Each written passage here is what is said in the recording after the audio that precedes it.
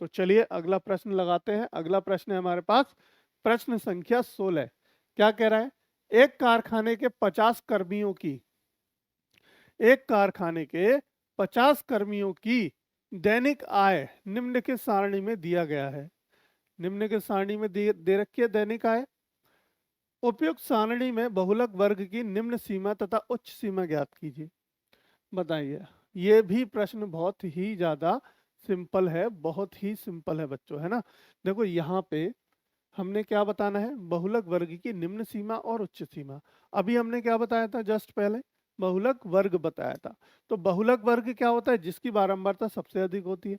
अब सबसे अधिक बारंबारता इसमें किसकी है? 14 की है। 14 की सबसे अधिक बारंबारता है।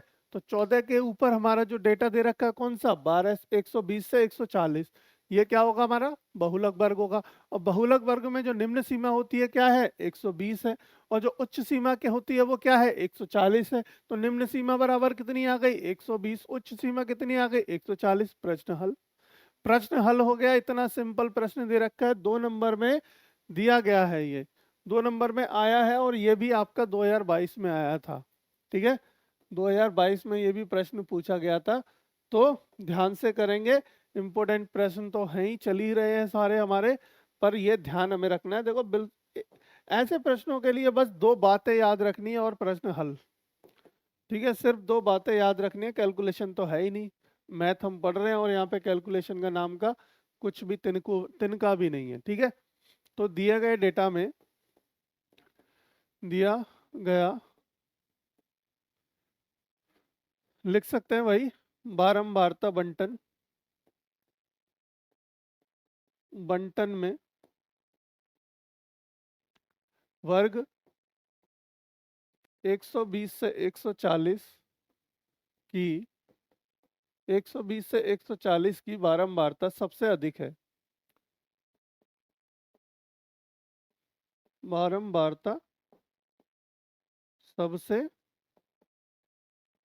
अधिक है।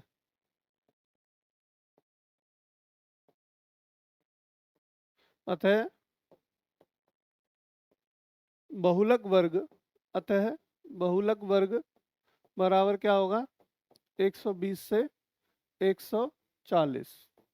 ये बात तो क्लियर है ना। बहुलक वर्ग क्या होगा? 120 से 140। अभी हमने पहले हमसे वो इससे जस्ट पहले जो हमने प्रश्न किया था उसमें यही बताया था हमने, बहुलक वर्ग।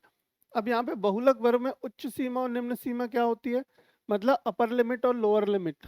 अपर लिमिट और लोअर लिमिट। और लोअर लिमिट कितनी है? 120। यानी कि ये क्या है? L1 लिख सकते हैं, इसको L2 लिख सकते हैं। L1 क्या है? हमारी लोअर लिमिट यानी कि निम्न सीमा।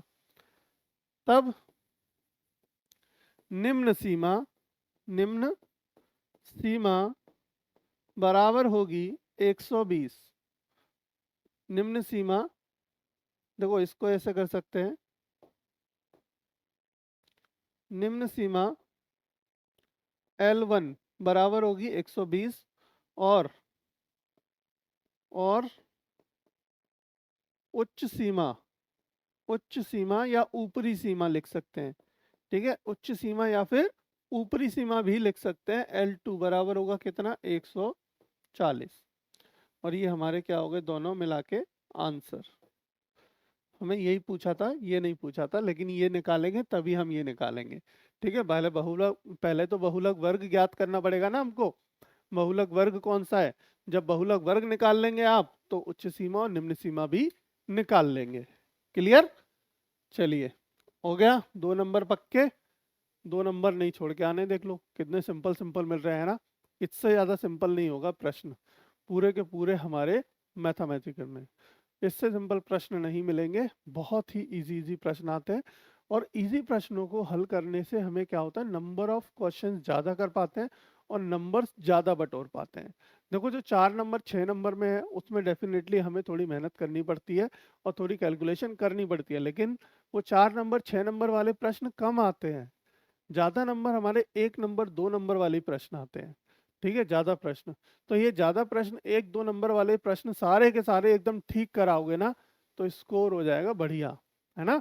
स्कोर एकदम बढ़िया हो जाएगा। तो इसी को हमें फोकस करना है कि सारे सारे पहले छोटों को, जो जितने छोटे अति लघु या लघु या फिर एमसीक्यू जो बहुविकल्पीय हैं।